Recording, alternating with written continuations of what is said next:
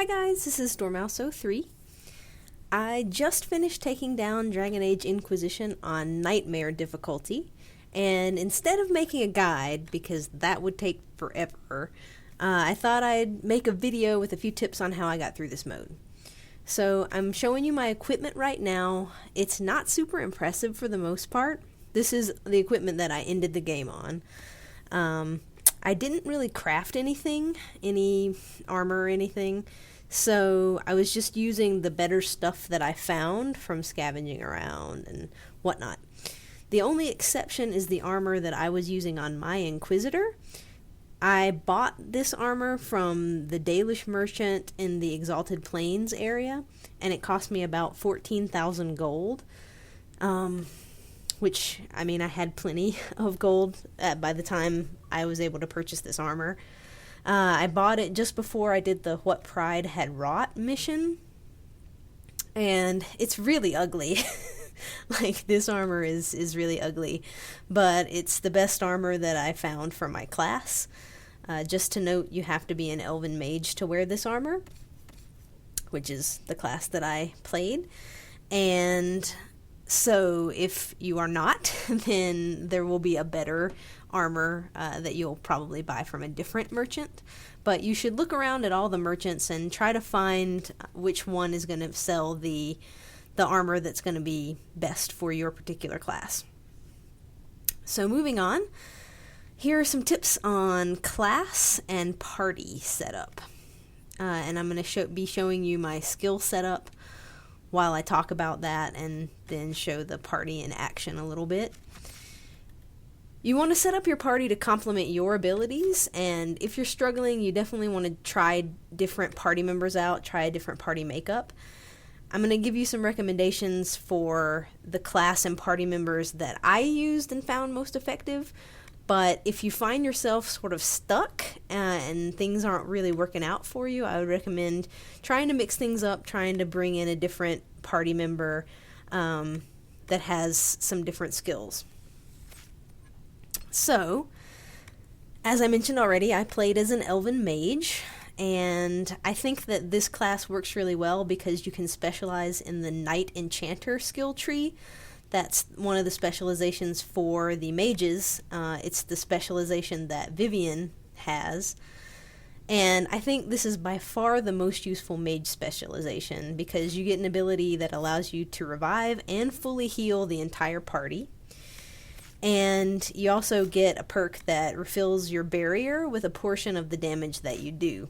And so the combination of the barrier ability, and if you take a couple of those skills on the specialization tree to kind of upgrade your barriers and make them a little more effective, combine that with the passive ability to add a portion of the damage that you're doing to your barrier, it allows you to keep your barrier up pretty much constantly unless you are just getting massively attacked.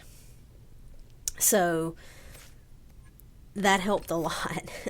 You also get the Spirit Blade skill, which allows you to be effective at close range as well as long range, and that particular attack does massive damage against the shields that dragons and other characters that put up that shield wall. It does massive damage to that. So, very good. Like I said, Vivian also has the specialization, so if you don't want to play as a mage, then you can use her for those abilities and spec her skill tree that way. But unless you're going to be controlling her, she doesn't really use those abilities nearly as effectively as you will. And so, if you set yourself up as a rogue or a warrior character, and then put Vivian in as your mage, it could work. But I really honestly just don't believe that she uses that as effectively as you will if you're playing the mage character yourself. So, anyway, that being said, I chose to be a mage. I put a little bit into a bunch of the different elemental, so I made sure I had at least one of each different type of elemental attack. because I wanted to be sort of prepared for everything. And that ended up working pretty well, actually. There were moments where I brought a different mage with me to sort of balance out. Like, I spec'd them each in a particular type of magic. And so if I really needed a character that was specialized in a particular type of magic, I might bring them with me. But for the most part, I was able to hold my own without another mage. So, my recommended party members are Sarah, Cassandra, and Blackwall. And this setup gives you 2 ranged characters, yourself and Sarah, and 2 tanks, Cassandra and Blackwall. I set up both Cassandra and Blackwall as sword and shield wielders, and I spec'd them pretty similarly, but I put a fair amount of points into each one of their specialization trees. Blackwall's specialization tree makes him become almost this unstoppable force. And Cassandra's specialization tree gives her the ability to give the party more damage against demons, and she also has a dispel ability that's really helpful. It's helpful if you or your mage character has dispel, and then Cassandra also has that dispel, so that can help bring down the barriers on some of the boss characters really quickly, which is good. So, the reason that I chose Sarah instead of Varric or Cole is 2 reasons. She does really great ranged DPS, and I mean, I guess that's true of Varric as well, but I think her specialization tree is the most useful out of all the rogues that you have at your disposal. Her 1,000 Cuts special ability can do a ton of damage if you use it correctly, and some of the flasks that she uses are good too. I gave her the fire flask, so that can be really useful. I think that she's the most useful out of all the rogues. That's just my opinion, but if you're going to use a rogue, I'd say use her. You can also spec her out for stealth, which is really good. Using her stealth ability and her evade ability can really get you out of some tight spots. So I actually used Sarah, Cassandra, and Vivian for a while, and this worked pretty well in a lot of areas because Vivian could help keep barriers on everybody, and you basically had 2 full party revives that you could use if you played as a Knight Enchanter as well. But as I said before, she just didn't use the class to the best of its ability, and she ended up dying way too often for my taste. So once I started using Blackwall again instead of Vivian, I think things went a little bit better. So, for some other general tips, make sure you know what you're doing. That is kind of a no-brainer, but a lot of people like to start off on the highest difficulty. I would say it's perfectly feasible to start off on Nightmare mode, especially if you've played other Dragon Age games. In that case, you might be familiar enough with the classes and how everything kind of works to start out on Nightmare right out of the gate. But as a general rule, I would really, really recommend playing through on normal or hard first to get a feel for what class you like, which characters and skills you find most useful, how to upgrade things and set stuff up, and kind of the path of the game, where to find things, what levels you really need to be at for different areas and that kind of thing. So I would recommend playing through once before you play through on Nightmare, but it's certainly viable to start on Nightmare if you really want to. Make sure that you're within the recommended levels for each main mission. This also seems kind of like a no-brainer, but I don't know. Sometimes you feel really impatient to move on with the story, especially if you have played through on an easier difficulty before, and you just kind of want to push through and not do a lot of that side content, but you really need to, at least to a certain degree. You can see the recommended level range on the warboard when you look at each main mission, and I would recommend being on the upper end of that range. It's usually like a 4 level range, and so I would say you want to be in the upper 2, not in the lower 2. You can always over level if you want to make things easier, but it's certainly doable within the range that it suggests, and I don't believe I ever over leveled during my playthrough, so definitely capable of doing that. Always make a save before you start a main mission, just in case you get partway through it and realize that it's just too hard and you need to go back and level some more. Just to give you a couple of points of reference on where I was at certain points in the game. I was level 8 when I did the In Hushed Whispers quest, where you gain the mages. I was level 14 when I did the Warden's quest, the Here Lies the Abyss. I was level 17 when I did What Pride Had Wrought mission, the one where you go to the Elven Temple and you fight Samson. I guess you fight someone else if you play through with the Templars, but I don't know anything about that because I haven't ever chosen the Templars, so you'll fight a boss in that mission. And I was level 19 when I did the final boss fight and completed the game. Alright, a couple other sort of general tips.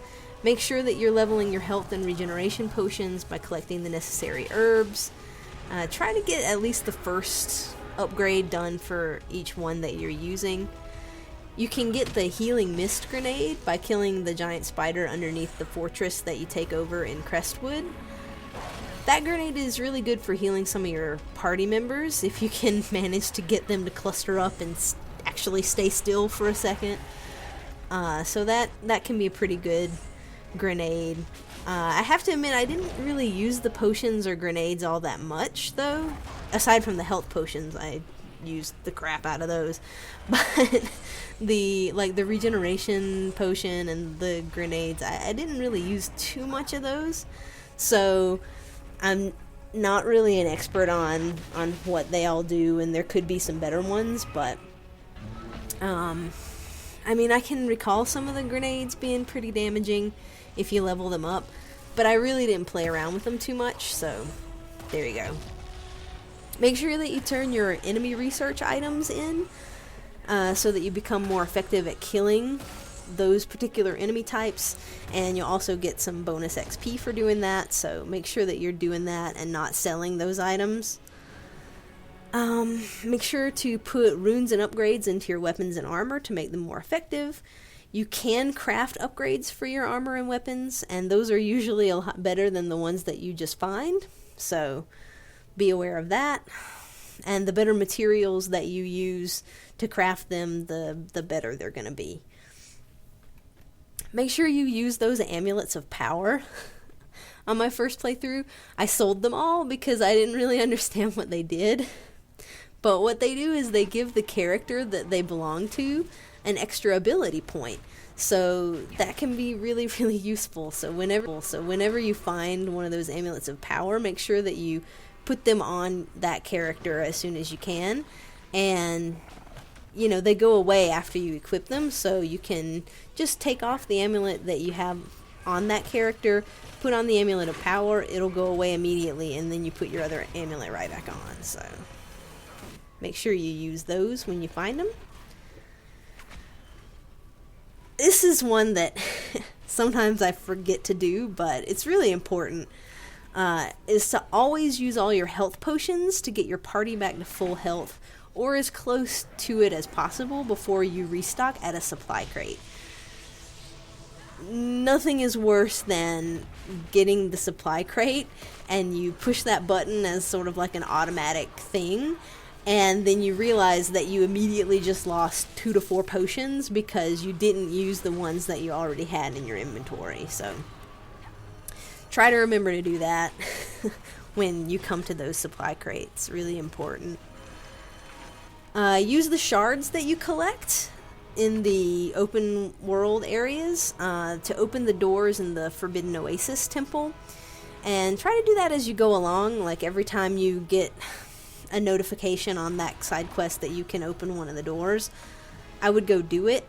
I kind of prioritized the fire one because I felt like with fighting dragons and things, fire was just the most useful resistance for me. But I was able to get actually a couple of the others, the frost and spirit resistances as well, before I finished, so definitely do that. You also want to be picking good Inquisition perks.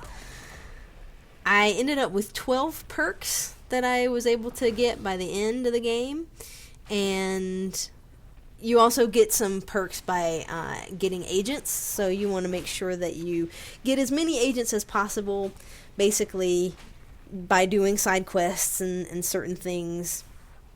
And when you judge people, you can often assign them to go do something for the Inquisition, and that gives you some perks in your Inquisition thing. It just helps your advisors be able to do some of those missions at the war table a little faster and that kind of thing. So anyway, the perks that I would recommend prioritizing are the one to gain extra health potions and the one to gain 10% extra defense or resistance for all the party members. Get those when you can. Those are the two that I would definitely say you need to pick up. I would also suggest getting the second and third tier focus upgrades because those will let you do your special abilities more effectively. They'll do more damage, etc. So those two are really useful. And after that, it's kind of just preference. I would recommend some of the perks to gain more XP from various things just to help you level up a little bit faster. Particularly the one that gives you extra XP for every creature that you research. And that applies retroactively to everything that you've already researched, so that one is in particular really good. Just as a side note, I haven't done a playthrough where I sided with the Templars, but my guess is that when I'm fighting red Templars throughout the rest of the game, if you sided with the Templars, you would be fighting mages instead. And so just keep that in the back of your mind when you're picking a side to do. Whichever enemy type you believe that you are better fighting, you might want to side with the other side. So if you feel like you're better at fighting mages, you may want to side with the Templars. If you feel like you're better fighting Templars, you might want to side with the mages. So there you go. And so now I want to give you some just tips on some of the big boss fights or the landmark fights. So the first real challenge of the game, I think, is the attack on Haven. And for this one, I really made use of Sarah and her stealth specialization, or not specialization, the stealth skill that I gave her. So I used that ability to go invisible and back out. So if all of my other characters were dead or dying, I would switch to Sarah, go invisible, and just move back into the back part of the area. That will cause the rest of your party to respawn near you, and you can go back in and repeat that process as necessary to just kind of whittle down the enemy.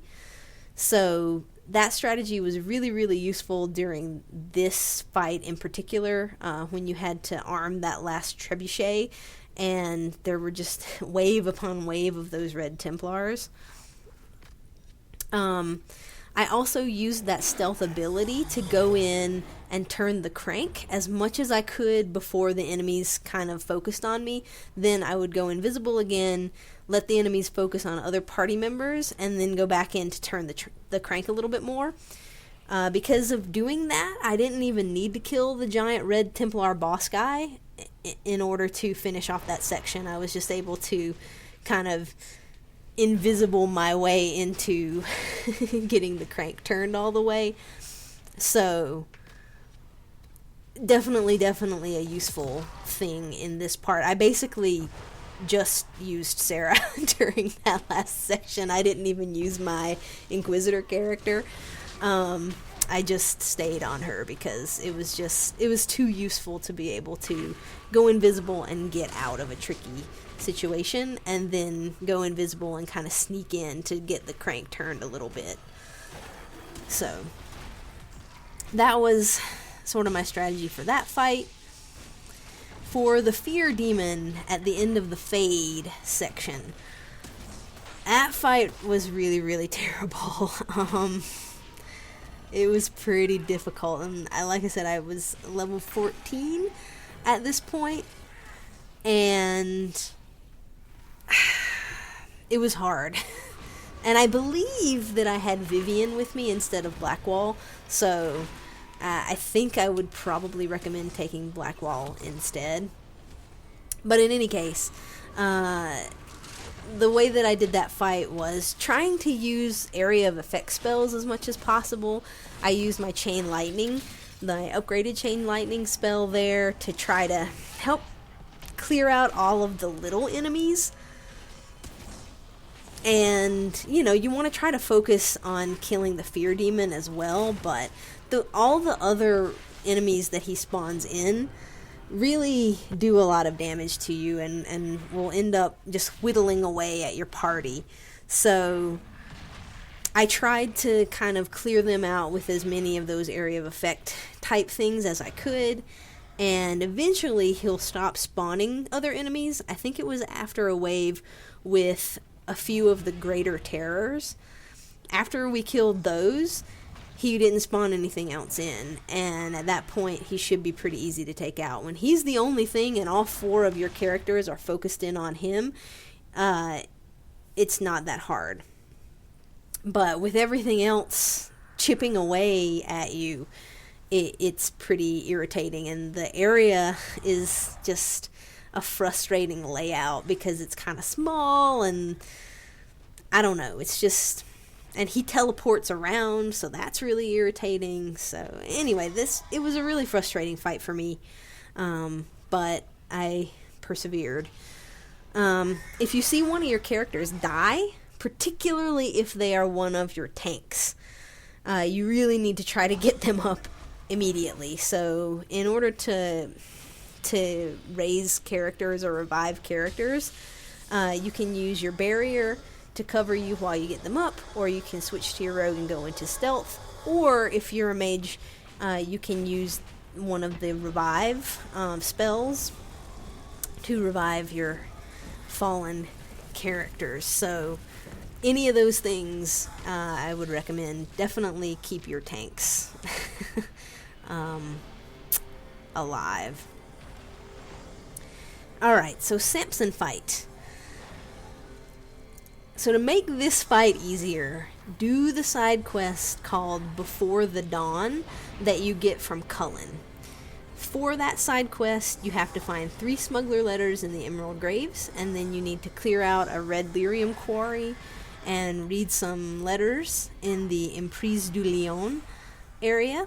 And then after you do that, you talk to Cullen and find out about Samson's armor, and then you talk to Dagna and then you'll be able to do a war table mission to find Samson's weakness, and then you talk to Cullen again, and you'll be able to go to Samson's camp where you fight some Red Templar guys and find some clues about Samson and his armor and him being the vessel and all that. And then you talk to Dagna and Cullen again to get an artifact to weaken his armor. And so that will make things a lot easier for you during this fight. I did not do this side quest, and the fight against Samson was very, very hard. So do yourself a favor and complete that side quest. I know there are a lot of steps, and it sounds really long and whatnot, but you'll be leveling up in the process of doing it, and ultimately your fight against Samson will be a lot easier. Okay. So that being said, this is how I did the fight with Samson without weakening his armor. I almost didn't think that I was going to manage it, but again, Sarah really came through for me. I focused on taking down the other Red Lyrium Templars first because they had ranged attacks, and they also like fed into Samson's armor, like he drew on their power, and that kept him at full health basically until you killed the rest of them. So you want to try to focus your party on killing them as much as possible. Let your tank kind of lure him while the rest of your party takes out all the other Templars.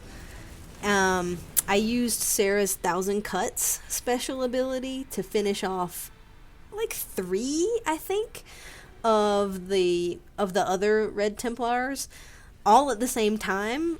They were all at like a quarter to a third health, and they kind of clustered together, and so when I used her ability, it killed all of them. So that was great. And then after they were dead, he killed everybody else in my party. And so it was just me playing as Sarah. And so this was the moment where that evade ability, where you dodge, was so useful. So I was able to survive by using her to dodge around until her stealth ability charged. And then I went invisible, went around, picked up another party member, and then had him follow me as Sarah, dodging around the area while the other character kind of picked him off. I kept picking up my Inquisitor so that she could hit him with magic attacks while he followed me dodging around the area.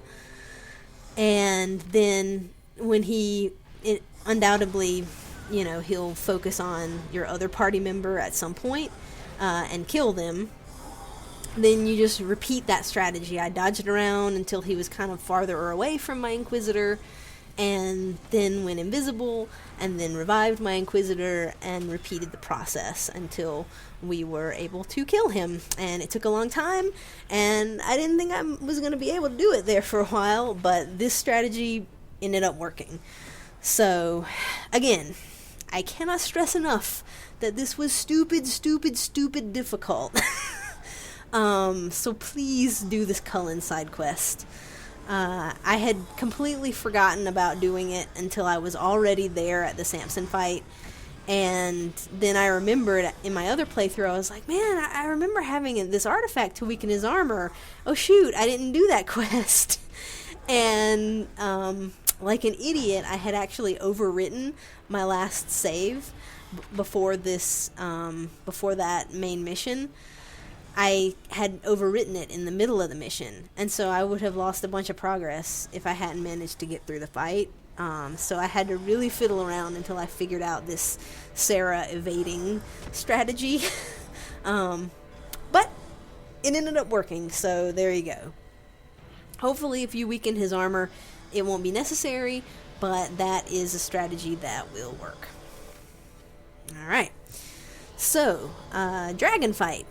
If you choose to drink from the Well of Sorrows, you'll have to fight a level 18 dragon right before the Corypheus fight. So when you go to the Shrine of Mythal, you'll have to fight a dragon there. If you don't drink from the Well of Sorrows, if you let Morgan do that, you won't have to fight that dragon.